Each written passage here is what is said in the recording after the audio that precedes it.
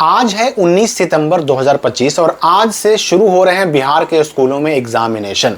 9, 10, 11, 12 class के लिए examination शुरू होने जा रहे हैं। तो आज 19 सितंबर से कौन कौन क्लास का एग्जाम शुरू है, किस किस क्लास को एग्जाम देने जाना है और इस एग्जाम देने जाने से पहले कुछ बातें आप जान लीजिए ताकि आगे आपको कोई समस्या ना हो सके। मैं आपको अलग अलग तरह की, चाहे 9 के बच्चे हों, 10 के बच्चे हों, 11 या 12 के बच्चे हों, मैं लगभग हर तरह की खबरें, अपडेट्स आपको अलग अलग वीडियोज़ में देता ही रहता हूं।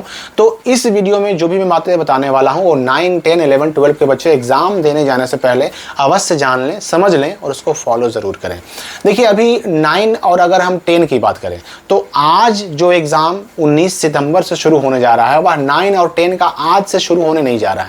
आज से केवल 11 और 12 क्लास का शुरू होने जा रहा है। दोनों, यानी चाहे क्लास 11 के हम एग्जामिनेशन की बात करें या फिर क्लास 12 के एग्जामिनेशन डेट की बात करें, ये दोनों आज से ही शुरू हो रहा है। दोनों का रूटीन बिल्कुल सेम है।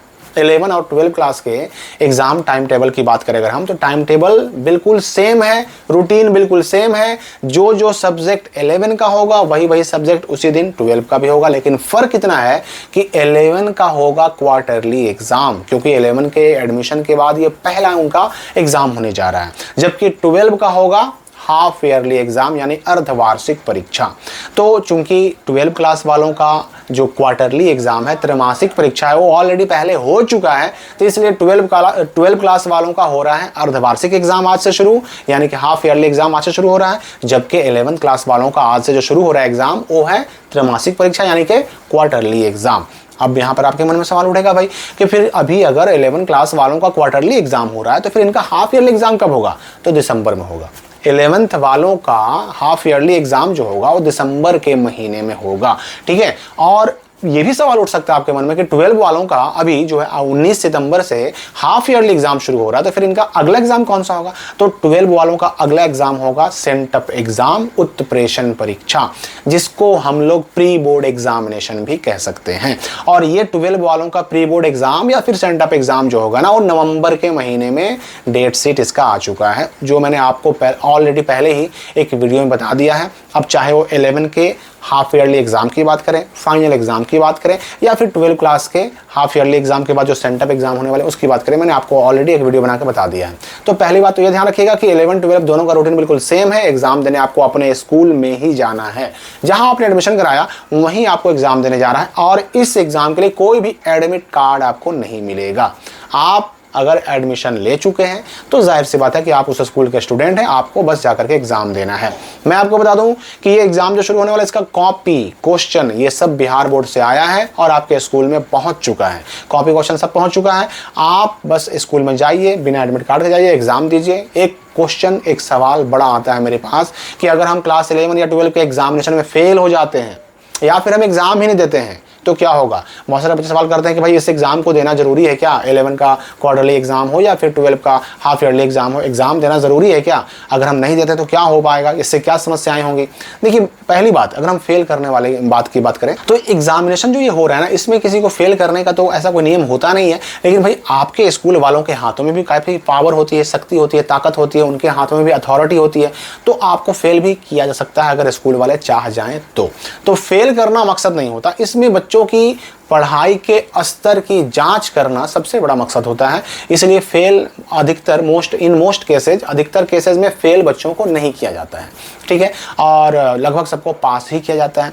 लेकिन यहाँ पर एग्जाम ना देने या किसी कारण से एग्जाम में एब्सेंट होने की समस्या की अगर हम बात करें तो ये बात आपको जानना पड़ेगा कि एग्जाम ना देने पर समस्या आपको हो सकती है। और अगर समस्या के बारे में वास्तव में जानना है कि हम एग्ज़ाम ना देंगे तो हमें क्या दिक्कत होगी, क्या हमारा एडमिशन कैंसिल हो जाएगा, क्या हमारा रजिस्ट्रेशन कैंसिल हो जाएगा, या हमें एग्ज़ाम फॉर्म भरने से रोक दिया जाएगा, अगर आपको इन बातों के बारे में कंफर्म जानकारी चाहिए तो आपको अपने स्कूल से ही मिलना पड़ेगा। क्योंकि देखिए अलग अलग स्कूलों का मामला अलग अलग होता है। कोई ज़रूरी नहीं कि एक स्कूल में एग्ज़ाम नहीं देने पर अगर कार्रवाई हो रही है तो बगल वाले स्कूल में भी कार्रवाई होती ही हो सकता है वहाँ पर छूट मिल जाती हो बच्चों को। तो अलग अलग स्कूलों में मामला अलग होता है, क्योंकि अलग अलग स्कूल वालों की सोच भी अलग अलग होती है। यहाँ पर मैं आपको बता दूं कि सिलेबस के बारे में बहुत सवाल आ रहे थे कि आखिर जो ये एग्जाम 19 सितंबर से शुरू होने जा रहा है, इस एग्जामिनेशन का सिलेबस क्या होगा, सवाल कहाँ तक से पूछे जाएंगे। तो मैं आपको बता दूं कि देखिए 11 क्लास का जो एग्जाम होने जा रहा है, इसमें चूंकि ये क्वार्टरली एग्जाम है तो इसमें 1/3, जी हाँ 1/3 कर लीजिएगा। हर किताब से, हर सब्जेक्ट से 1/3 जो बनता है आपका चैप्टर, उतने ही चैप्टर से शुरुआत वाले उतने ही चैप्टर से क्वेश्चन पूछे जाएंगे। और रही बात अगर हम 12 वालों के हाफ ईयरली एग्जाम की बात करें, फिर 9-10 का जो हाफ ईयरली एग्जाम आगे जो है 24 से शुरू होने जा रहा है, तो अगर उनकी बात करें तो हाफ ईयरली एग्जाम में आपके टोटल सिलेबस का 1/2 यानी कि आधे चैप्टर से क्वेश्चन पूछे जाएंगे। यही आपका सिलेबस रहेगा। अब सबसे खास बात, सबसे इंपॉर्टेंट बात 11 और 12 दोनों के लिए, देखिए 11 क्लास और 12 क्लास वाले 19 तारीख से एग्जाम देने जाएंगे अपने स्कूल में। जब एग्जाम देने आप जा ही रहे हैं, स्कूल आप पहुंच ही रहे हैं, तो एक काम जरूर कर लें। 11 वाले कौन सा काम करें कि उनका रजिस्ट्रेशन हो रहा है, रजिस्ट्रेशन अवश्य करवा लें, ठीक है। क्योंकि इसके बाद देखिए डेट बढ़ता जरूर है, डेट रजिस्ट्रेशन का 11 वाला कई बार बढ़ेगा, लेकिन आपको बढ़ने का वेट नहीं करना, क्योंकि जैसे ही आप रजिस्ट्रेशन कराएंगे ना, तुरंत आपका निकलेगा रजिस्ट्रेशन का घोषणा पत्र। रजिस्ट्रेशन कराते ही कुछ ही दिनों में आपका घोषणा पत्र निकलेगा, उस पर आपको साइन भी करना है, साइन करके वापस जमा भी करना है। तो आप एग्जाम देते देते अगर अपना रजिस्ट्रेशन करा लेते हैं तो एग्जाम खत्म होते होते आपका घोषणा पत्र आपके हाथ में रहेगा और आप उसे अपने सामने, मतलब लगातार जो स्कूल जाते रहेंगे आप एग्जाम देने, उसी दौरान आपका रजिस्ट्रेशन भी हो जाएगा और घोषणा पत्र भी मिल जाएगा, आप साइन करके उसको जमा भी कर सकते हैं।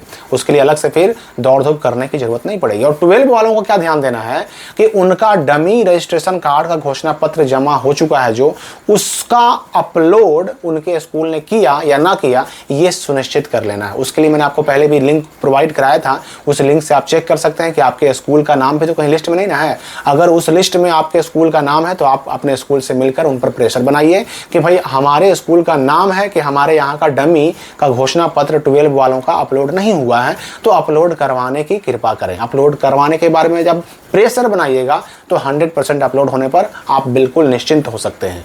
और मैं आपको बता दूं कि 12 क्लास का एग्जाम फॉर्म का डेट भी आने जा रहा है, तो हो सकता है कि आपका एग्जाम चलता ही रहे, उसी बीच में 12 का और 10 क्लास का एग्जाम फॉर्म डेट भी आ जाए, तो उसके लिए अलग से जानकारी अभी आएगी। बहुत बड़ा अपडेट अभी आने वाला है। इस वीडियो के लिए फिलहाल इतना ही।